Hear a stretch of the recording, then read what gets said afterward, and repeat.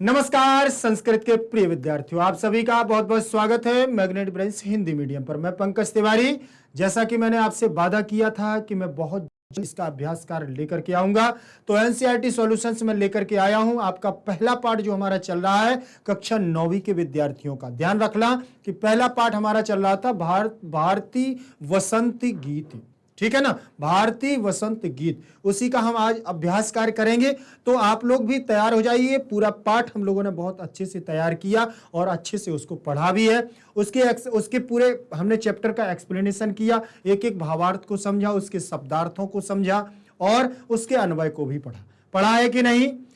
पढ़ा है तो हाँ बोलना है, कमेंट में जरूर लिखना है। इसके बाद आज मैं अभ्यास कार्य करवाऊंगा, उससे बनने वाले जितने भी प्रश्न थे उन प्रश्नों को हम करेंगे। चलिए चलते हैं आगे। ध्यान रखना कि हमारा पहला पाठ चल रहा है। देखें, इसमें लिखा हुआ है कक्षा 9वीं संस्कृत सैमुसी प्रथमो भागा भारतीय वसंत गीत, पहला पाठ है और उसी का एनसीईआरटी सॉल्यूशंस जो हम लेकर के आए हैं उसको करेंगे, ठीक। जिसमें हमारा पहला अभ्यास कार्य में पहला प्रश्न रहेगा एक पदेन उत्तरत। आपको मैं पहले शुरुआत से बता दूं, देखिए डेली हम लोगों का यही रहना है, क्लास तो चलना ही है और हमें प्रत्येक पार्ट पढ़ना है, उसका चैप्टर का एक्सप्लेनेशन करना है, फिर उसका हमें एनसीईआरटी सॉल्यूशन करना है। तो मैं बता दूं कि जो हमारा ये पहला प्रश्न है, क्या है ये बेटा? पहला प्रश्न दिया हुआ है, देखो आप, इसमें लिखा है एक पदेन उत्तरम लिखत। ये एक पदेन उत्तरम लिखत ऐसा क्यों लिखा रहता है? ठीक, एक पद के द्वारा, एक पद के द्वारा, एक पद के द्वारा, इतने एक पदेन का पूरा अर्थ क्या है? एक पद के द्वारा।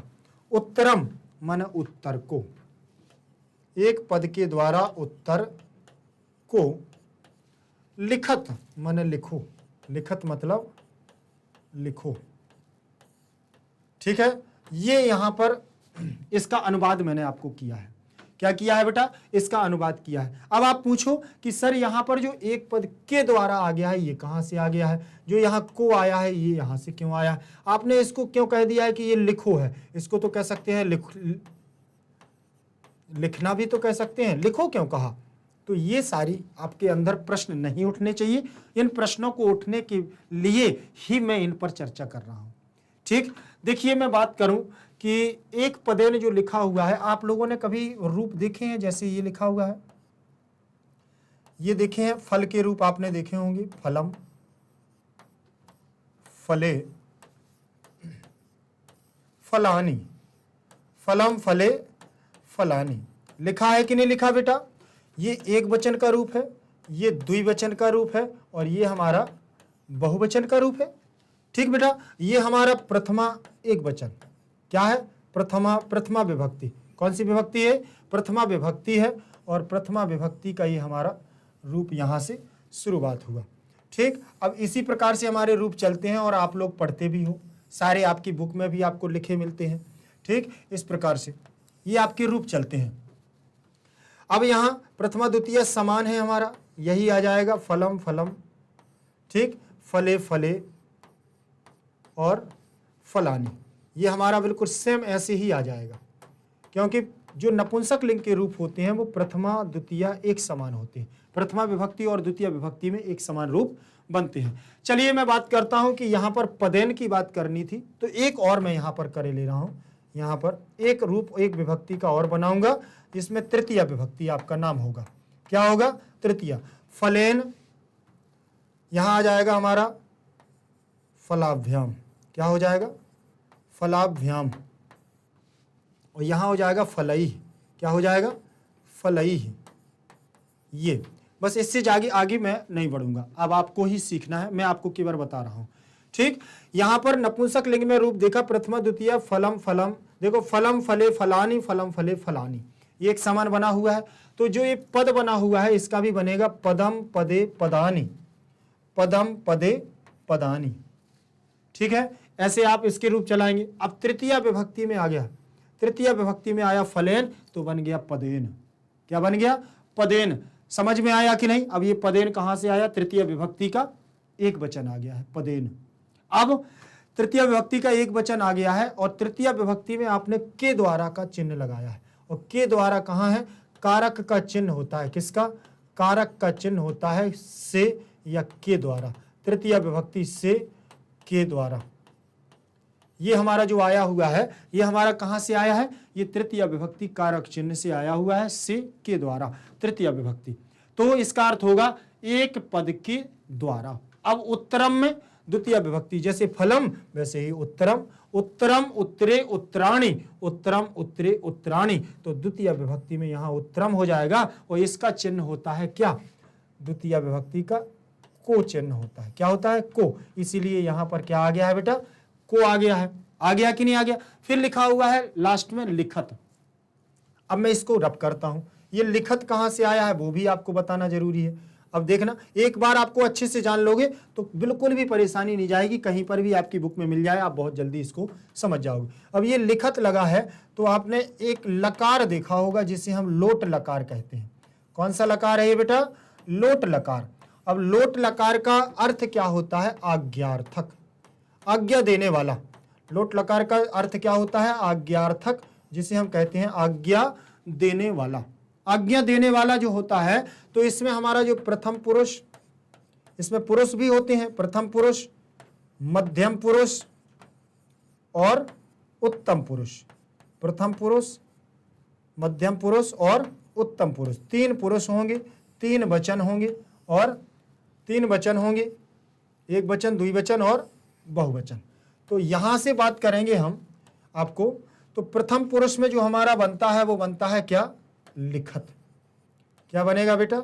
लिखत। ऐसे बनेगा, लिखत लिखताम, लिखत लिखताम, ये बनेगा लिखताम। यहां बनेगा हमारा लिखन। क्या बनेगा? लिखन। ये बन गया है लिखन। और यहां बनेगा हमारा क्या? लिख। क्या बनेगा यहां? लिख। और यहां बनेगा लिखतम। क्या बनेगा? लिखतम। और यहां बनेगा लिखत। क्या बनेगा? लिखत। यहां अब सवाल ये है कि सर यहां पर लिखत बना हुआ है और यहां पर लिखत बना हुआ है, ठीक है, यहां लिखत है, यहां लिखत है, दोनों जगह लिखत दिया हुआ है, तो अंतर क्या है? तो अंतर यह है कि यहां हलंत है, वहां हलंत नहीं है, यहां भी हलंत नहीं है। तो यह कहां का रूप है? मध्यम पुरुष बहुवचन का रूप है। कहां का है? मध्यम पुरुष बहुवचन का रूप है। तो उन्होंने कहा एक पद के द्वारा उत्तर को तुम लिखो। कौन लिखो? तुम। मध्यम पुरुष का मतलब होता है तुम, मध्यम पुरुष का मतलब तुम, और उत्तम पुरुष का मतलब अहम, और प्रथम पुरुष का मतलब सह।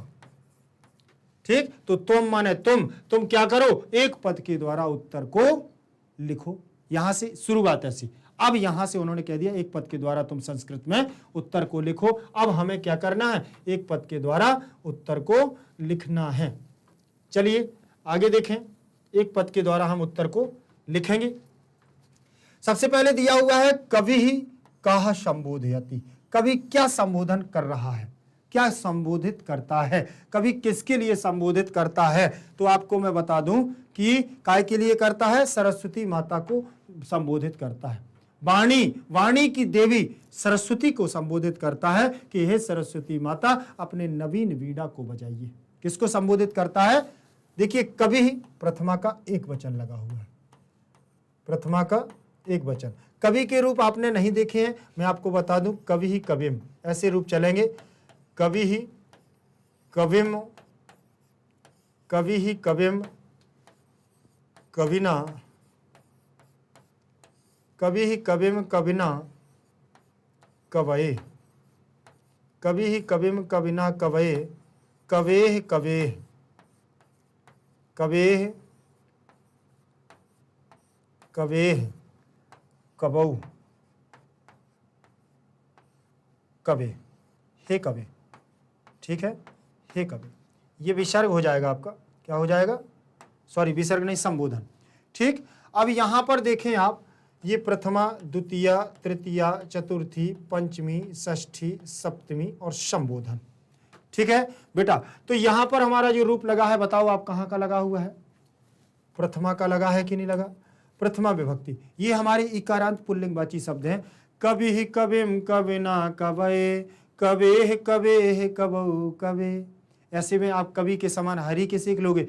हरि ही हरिम हरिना हरे, हरे हरे हरऊ हरे, बन जाएंगे रूप। बहुत आपको रूप भी पढ़ाऊंगा, ध्यान रखना, पढ़ाऊंगा सब कुछ। कवि आया प्रथमा का एक वचन, और कवि काम, क्या लिखा है, कवि काम संबोधयति। कवि किसको संबोधित करता है, संबोधयति यहां बना हुआ है। तो संबोधयति कहां का रूप है, संबोधयति, संबोधयतः, संबोधयन्ति। तो प्रथमा लट लकार प्रथम पुरुष एक वचन का रूप है। तो यहां पर हो जाएगा लट लकार वर्तमान काल। कौन सा लकार चलेगा बेटा, लट लकार वर्तमान काल चलेगा, और लट लकार वर्तमान काल का यहां पर एक वचन का रूप लगा हुआ है।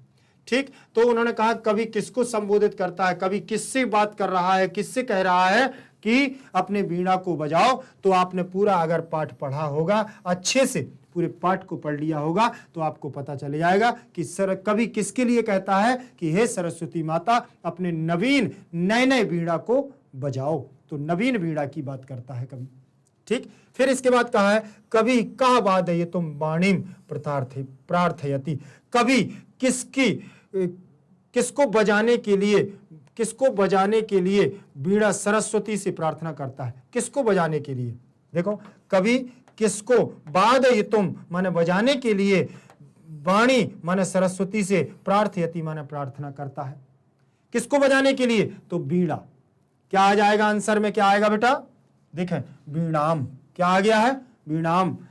क्या आ गया है, सरस्वती, वो कवि ही, प्रथमा का एक वचन, काम द्वितीय विभक्ति लगा हुआ है।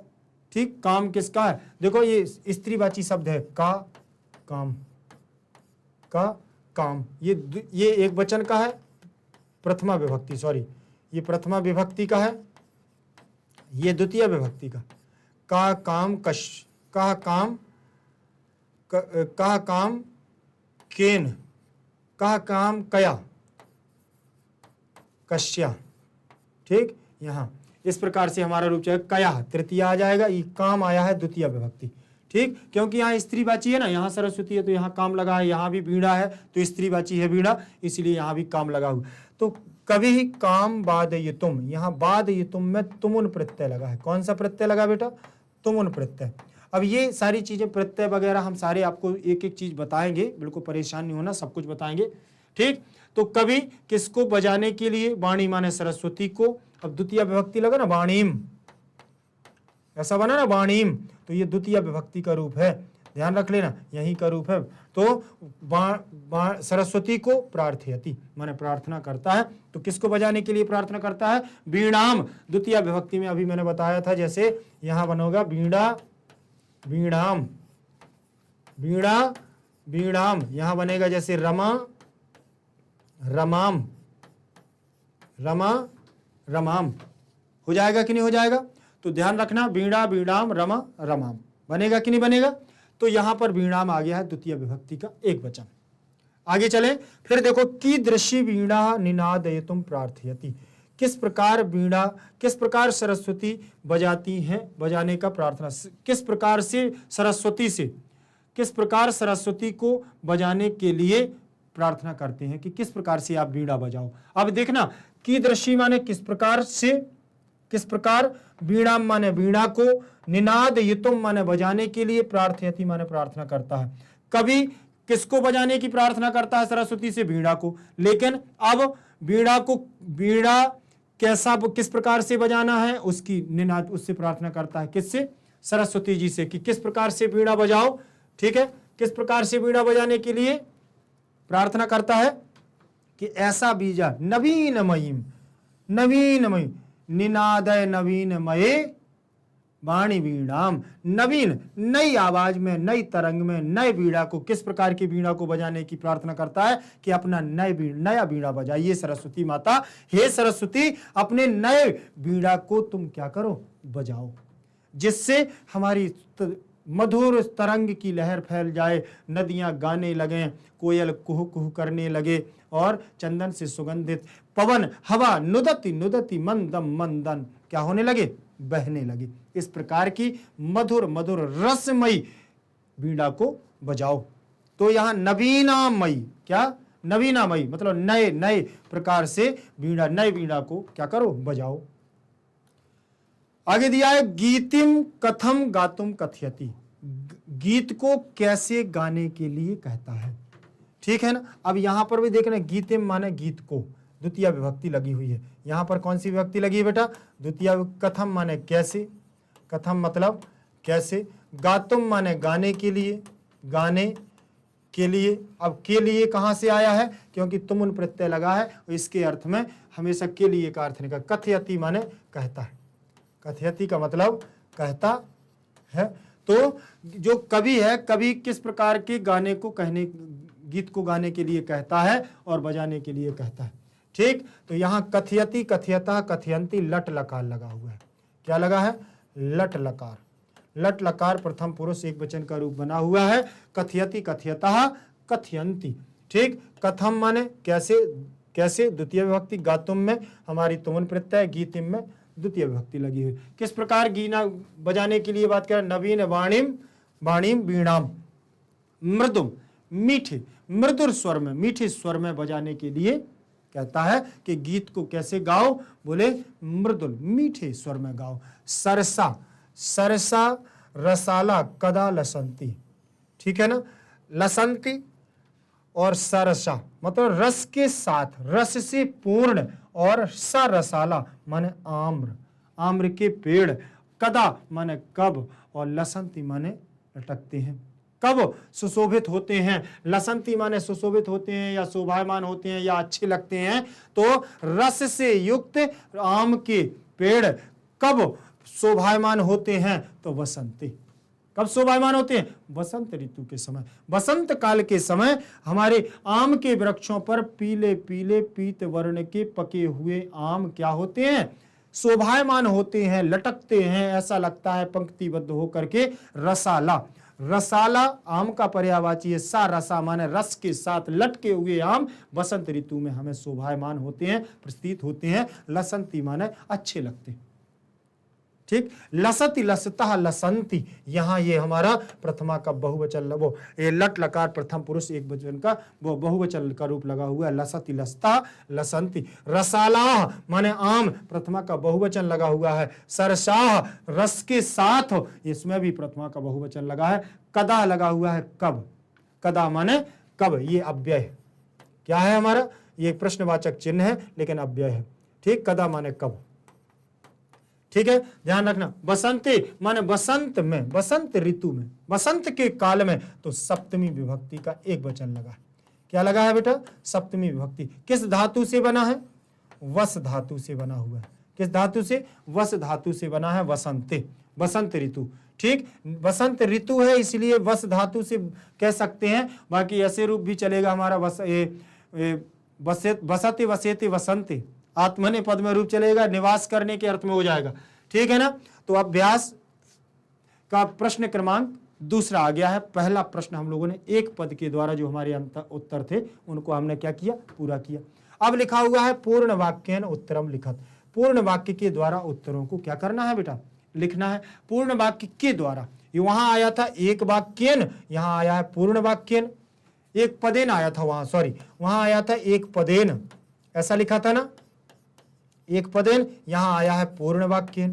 तो दोनों में अंतर है क्या, वहां मैंने बताया था आपको, वो याद है ना कि क्या बताया था मैंने, तृतीय विभक्ति लगी हुई है, इसीलिए यहां आ गया पूर्ण वाक्य के द्वारा, यहां एक पद के द्वारा। और उत्तरम माने उत्तर को, लिखत माने लिखो।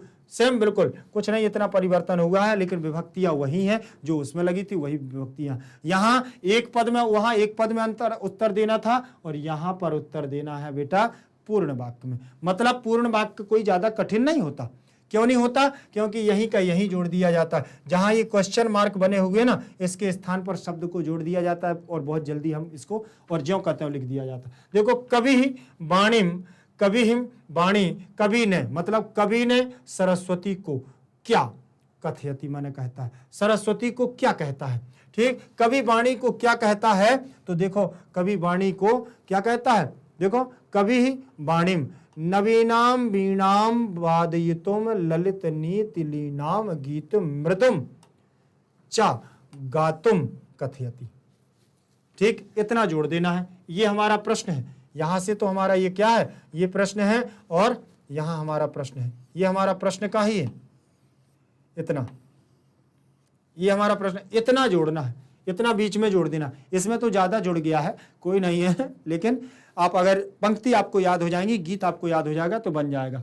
तो उसने कहा है कि कवि वाणी माने सरस्वती को नया बीड़ा बजाने के लिए ललित नीति नीलाम गीतुम, और बजाने के लिए कहता है कि नियम पूर्वक अच्छे से मधुर गीत के साथ अपने बीड़ा को गाने के लिए कहता है कि बीड़ा बजा दो और अच्छा सा गीत भी सुना दो बसंत ऋतु में। ठीक, तो यहां देख लेना है, नवीनाम में षष्ठी विभक्ति, वाणी में द्वितीय विभक्ति लगी हुई है, कवि में प्रथमा विभक्ति लगी हुई है।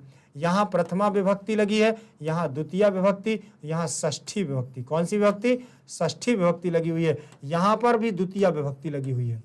ठीक, बाद युतुम में तुमुन प्रत्यय लगा हुआ है। कौन सा प्रत्यय लगा है? तुमुन प्रत्यय लगा हुआ है। ललित नीति लीनाम, यहाँ पर षष्ठी विभक्ति लगी हुई है। गीतिम में द्वितीय विभक्ति लगी हुई है। कौन सी द्वितीय विभक्ति? मृदुम में द्वितीय विभक्ति लगी हुई है। चामन और गातुम में तुमुन प्रत्यय लगा हुआ है, और तुमुन प्रत्यय के साथ देखें तुमुन। कथयति में लट लकार लगा हुआ है। कथयति में क्या लगा है बेटा? लट लकार प्रथम पुरुष एक वचन का। कथयति कथयतः कथयन्ति। बनेगा कि नहीं बनेगा? कथयति कथयतः कथयन्ति। ऐसे लट लकार आप देखें एक मिनट, जैसे इसमें पुरुष होंगे, प्रथम पुरुष, मध्यम पुरुष, उत्तम पुरुष, यहां बनेगा कथयति, यहां बनेगा हमारा कथयतः, कथयतः, यहां बनेगा कथयन्ति। क्या बनेगा? कथयन्ति। बन जाएगा कि नहीं बन जाएगा? कथयन्ति बन गया। ठीक है, फिर इसके बाद दिया हुआ है जैसे कथयसी, ये बनेगा कथयसी, यहां बनेगा कथयथा, कथयथः, कथयथः, कथयथ, कथयथ। ठीक, यहां बनेगा कथयामि। पूरा लिख दिया मैंने तो। ठीक, कथयामि, कथयावः, कथयावः, कथयामः, कथयामः। देखिए यहां कथयति बना है ना, ये बनेगा ये कथयति। ये लट लकार प्रथम पुरुष एक वचन का रूप बना हुआ है। बना है कि नहीं? चले आगे देखें। ठीक, यहां तो समझ में आ गया है। कथयति कथयता कथयन्ति, कथयसी कथयत, कथयथा कथयत, कथयामि कथयावः, कथयामः। इस प्रकार से रूप आपको भी सीखने पड़ेंगे। तो यहाँ उन्होंने कहा है कवि वाणी माने सरस्वती को क्या कहते हैं? कवि वाणी को कहते हैं कि नवीन बीड़ा, नया बीड़ा बजाने के लिए, ललित नीति नीलाम गीति और मधुर मीत गीत गाने के लिए कहता है। फिर इसके बाद दिया हुआ है हमारा कि वसंती किम भवति, बसंत ऋतु में, बसंत में क्या होता है? पहले यहां देखो सप्तमी का एक वचन लगा है। क्या लगा है? सप्तमी विभक्ति का एक वचन। तो उसने कहा वसंत ऋतु में। क्या लिखा है? वसंत ऋतु में किम माने क्या, भवति माने होता है। तो भू धातु है। क्या है? भू धातु है। भू धातु से लट लकार वर्तमान काल, लट लकार वर्तमान काल, लट लकार वर्तमान काल में हमारा रूप बनेगा क्या? भवति, भवतः, भवन्ति। भू से भू सत्तायाम धातु है। क्या है? भू सत्ता के अर्थ में धातु है, सत्तायाम, भू सत्तायाम धातु। ठीक, और भू से बनेगा हमारा क्या? भव, भव बनेगा, और भव से बनेगा भवति, भवतः, भवन्ति। ऐसे रूप भी चलते हैं। ठीक, ध्यान रखें। आगे इसका अर्थ है वसंते मधुर मंजरी। देखिए वसंत काल में क्या होता है? बसंत में क्या होता है? वसंते मधुर मंजरी पिंजरी भूतमाला, और सरसा रसाला लसंती ललित कोकिला काकली नाम कलापा चा विलसंती।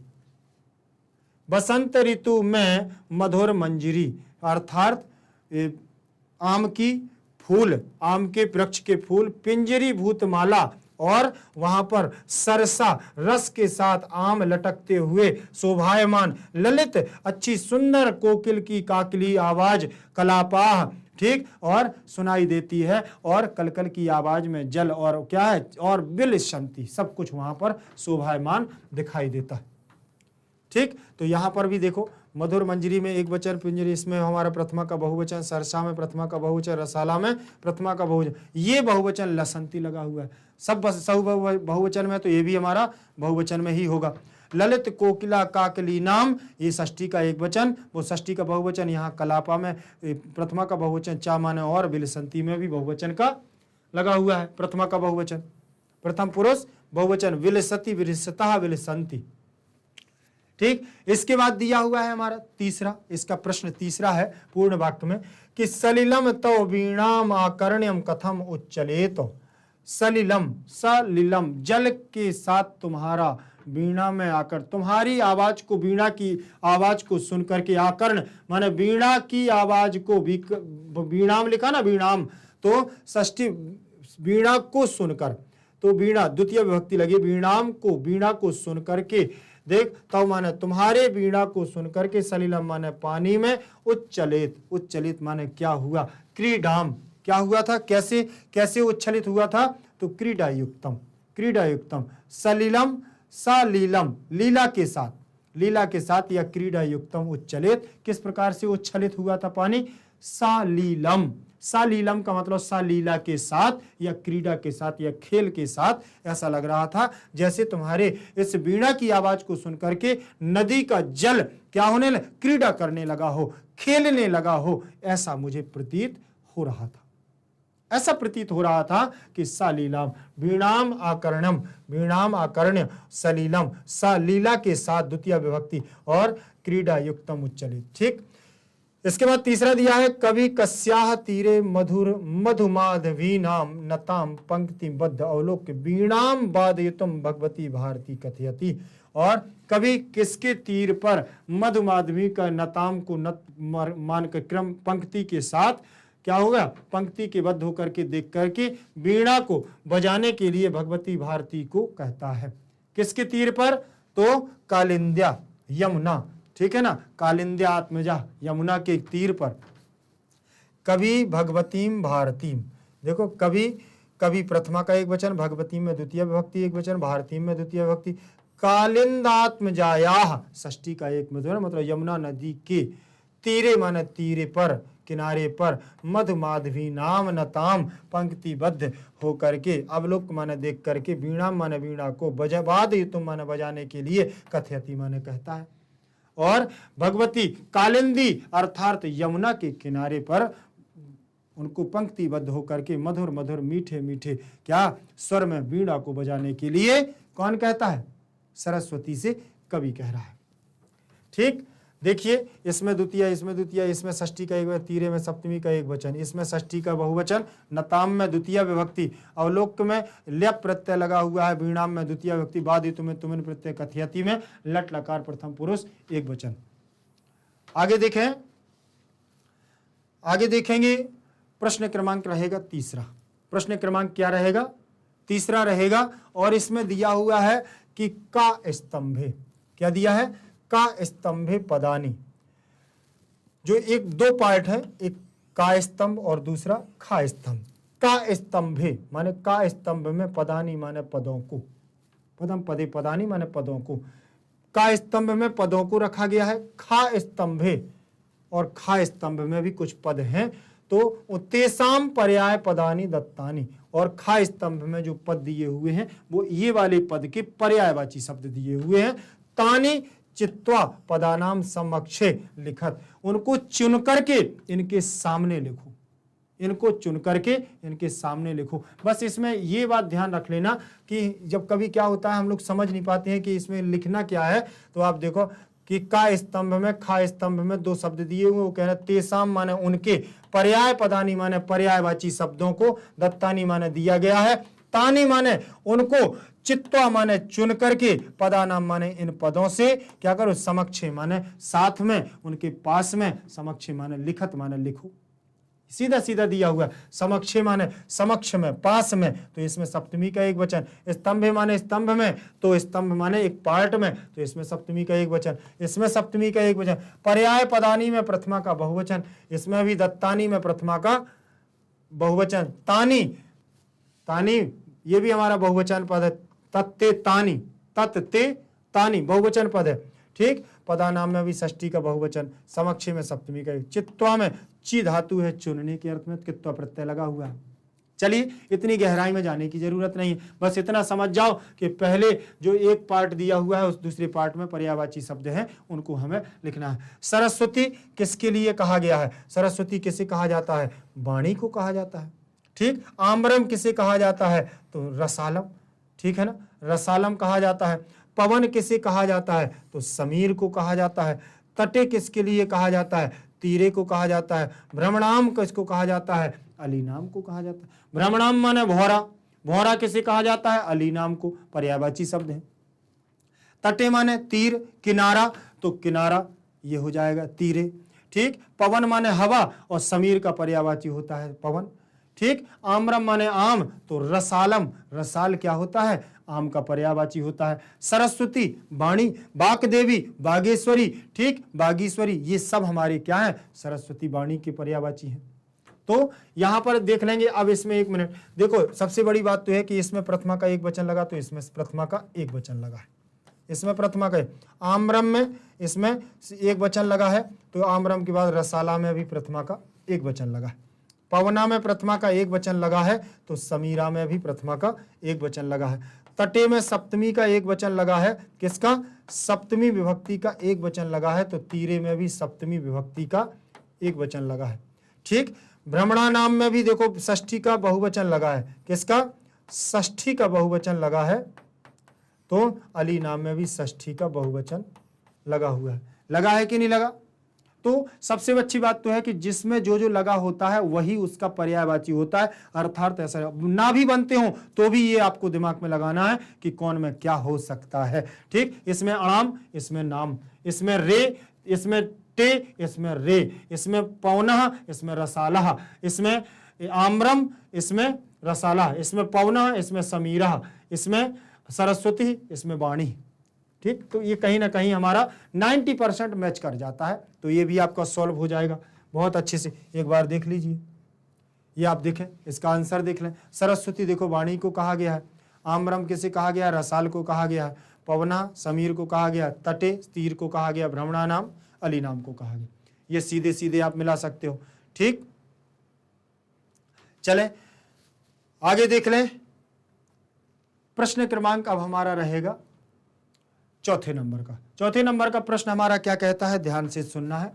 अधो, अधो लिखितानि पदानि प्रयुज्य संस्कृत भाषायाः वाक्य संरचनाम करो। पहले तो इसका पूरा अर्थ समझ लो, तो आपको सब कुछ समझ में आ जाएगा।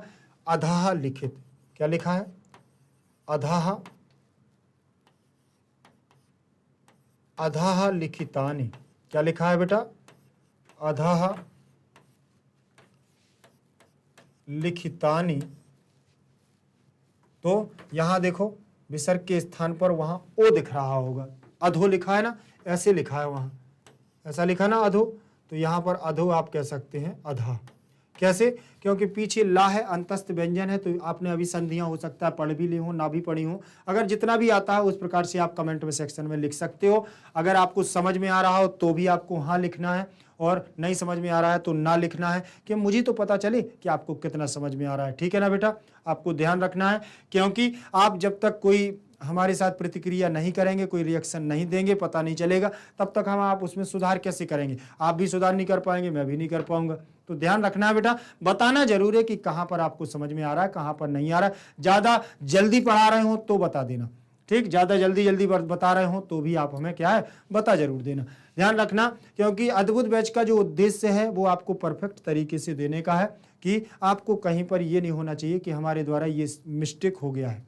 हमने गलती कर दी अद्भुत बैच में आके, ऐसा कभी दिमाग में नहीं आना चाहिए, क्योंकि हम लोग प्रॉपर तरीके से सारी चीजें आपको देने वाले हैं।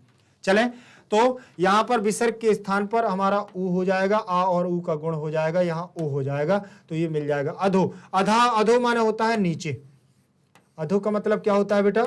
नीचे, अर्थात नीचे लिखितानी माने लिखे हुए, नीचे लिखे हुए क्या पदों को प्रयुज्य माने प्रयोग करके, जो नीचे ये पद लिखे हुए हैं इन पदों को क्या करना है? प्रयुज्य माने प्रयोग करके संस्कृत भाषा माने संस्कृत भाषा में, ठीक, संस्कृत भाषायाम माने संस्कृत भाषा में वाक्य रचनाम कुरु माने वाक्यों की रचना करो, संस्कृत भाषा में वाक्यों की रचना करो।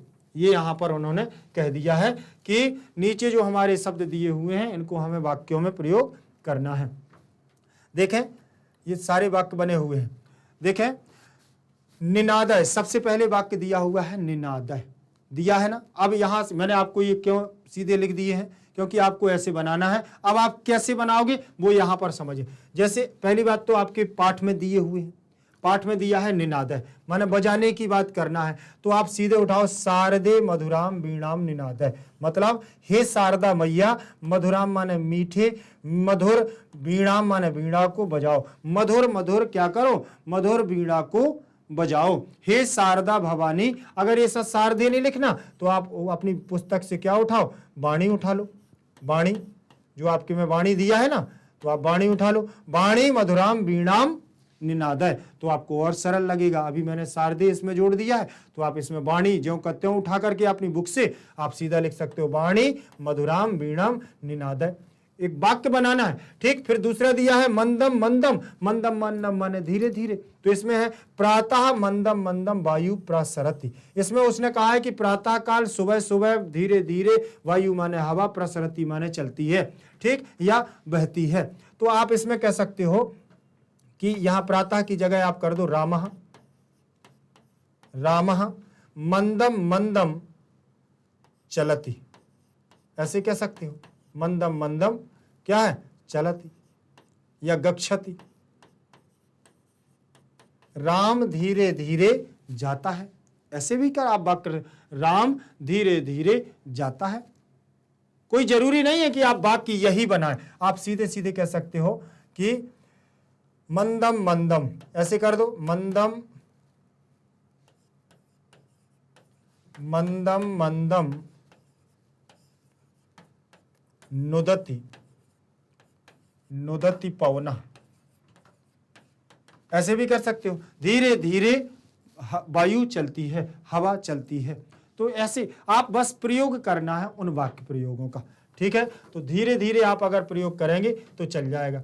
मंदम मंदम लिखा है, अब यहां पर भी हमारा देखो लट लकार प्रथम पुरुष एक वचन लगा है, वायु में प्रथमा का एक वचन, प्रातः में भी प्रथमा का एक वचन लगा हुआ है, कोई दिक्कत नहीं होती है, बिल्कुल सरल होते हैं बेटा, ठीक। मारुतः, मारुतः माने होता है समीरः, वायु, ठीक है ना, वायु समीर सब है। शुद्धः मारुतः स्वस्थ लाभः प्रदः भवति, जो शुद्ध मारुत माने हवा, जो शुद्ध हवा होती है वो स्वास्थ्य के लिए लाभप्रद होती है।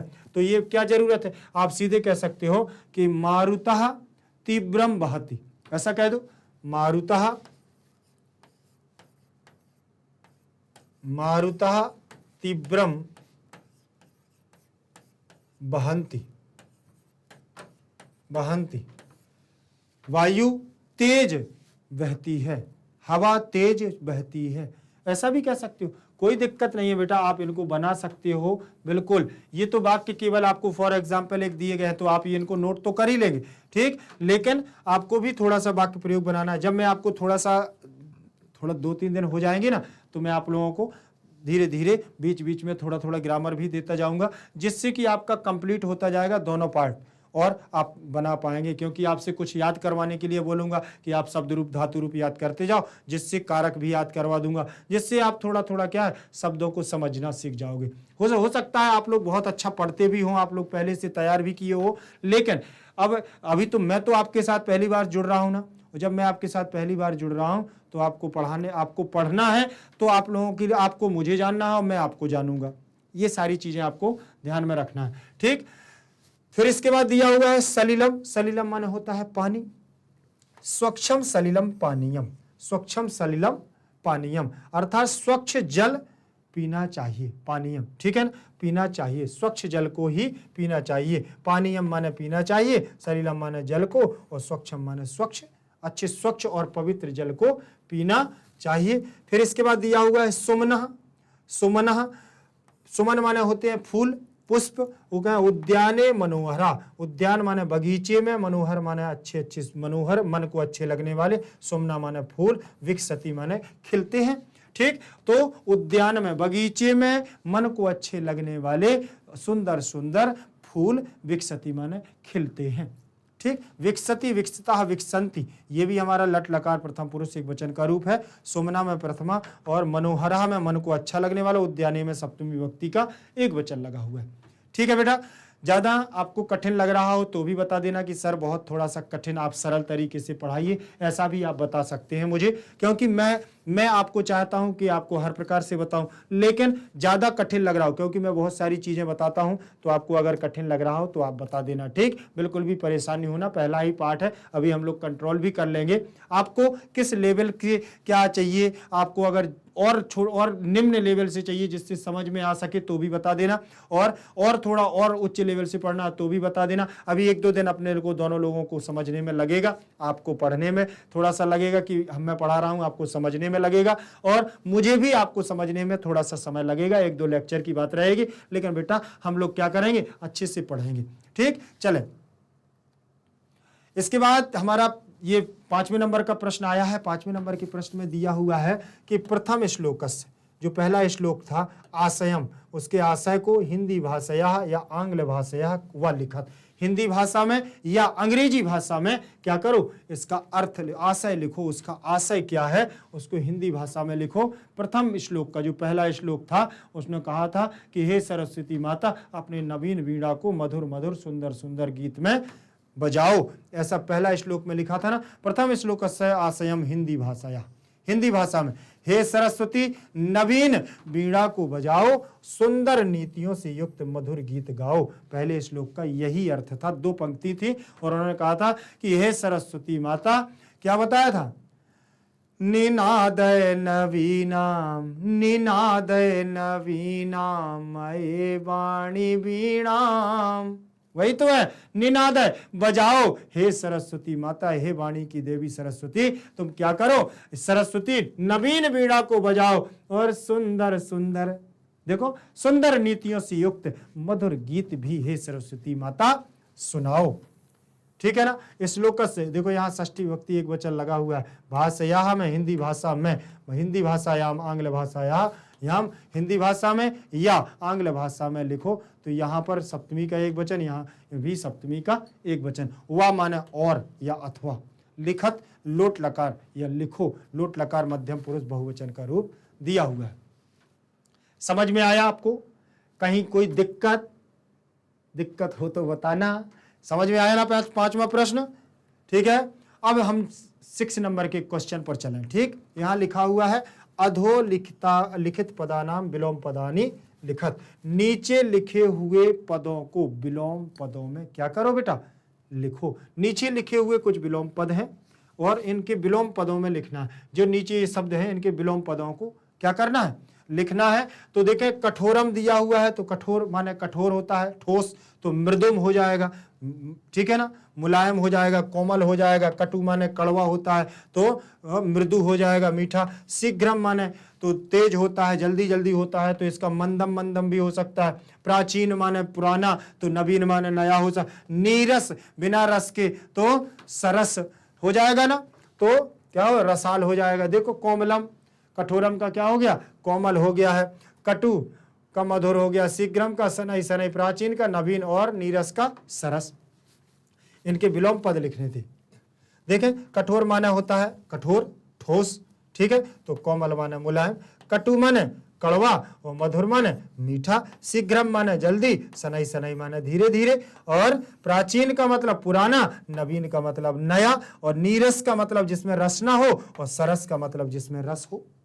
ये विलोम का मतलब होता है अपोजिट, बिल्कुल विपरीत। जैसे रात का दिन, ठीक है ना, सुबह का शाम होता ना, आगे का पीछे, ऊपर का नीचे, दिन का रात, रात का दिन, हो गया कि नहीं? आकाश का पाताल, आकाश का पाताल, ठीक होता है, बादल का जमीन, होता है ना? कोई नहीं, समझ में आ गया, ये विलोम पद होते हैं। ठीक बेटा, आगे चलें। हाँ, आज की क्लास हमारी यहीं तक रहेगी। आपका पूरा सॉल्यूशन हमने करवा दिया है, आप बहुत अच्छे से इसको तैयार कर लीजिए। पहला पार्ट आपका पूरा कंप्लीट हो चुका है और बहुत जल्द में इससे बनने वाले बहुविकल्पीय प्रश्न और इससे बनने वाले हमारे परीक्षा उपयोगी प्रश्न लेकर के आऊंगा। तब तक के लिए आपको अद्भुत बैच की तरफ से थैंक यू। जयतु संस्कृतम, जयतु भारतम।